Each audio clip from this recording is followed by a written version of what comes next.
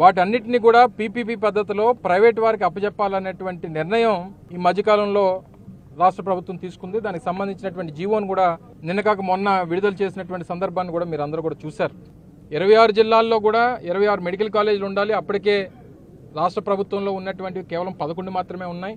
మరికొన్ని పెద్ద జిల్లాలకి ఒక దగ్గర అవసరమైన దగ్గర 2 లేదా మిగిలినటువంటి ప్రతి ప్రాంతంలో కూడా ప్రతి ఒక్క మెడికల్ కాలేజీకి ఒక సూపర్ స్పెషాలిటీ హాస్పిటల్ని జతపరిచి 500 కోట్ల రూపాయలు వెచ్చించి ప్రతి మెడికల్ కాలేజీకి కూడా 500 కోట్ల రూపాయలు కేటాయించి 8500 కోట్ల రూపాయలు ఖర్చు చేసి ప్రజలకు అందుబాటులో తీసుకురావాలనేటువంటిది ఆ రోజు జగన్మోహన్ రెడ్డి గారి తాలూకు ఉద్దేశం. గతంలో మీ అందరికీ తెలుసు, విజయనగరం కానీ లేదా మచిలీపట్నం కానీ ఇలా 5 కాలేజీలని మేము ప్రభుత్వంలో ఉండగా జగన్మోహన్ రెడ్డి గారు ముఖ్యమంత్రిగానే ప్రారంభించారు. క్లాసెస్ నడుస్తూ ఉన్నాయి. పేదవాడికి అందుబాటులో తీసుకొచ్చేటువంటి కార్యక్రమం ఆ రోజు మా ప్రభుత్వం చేసింది.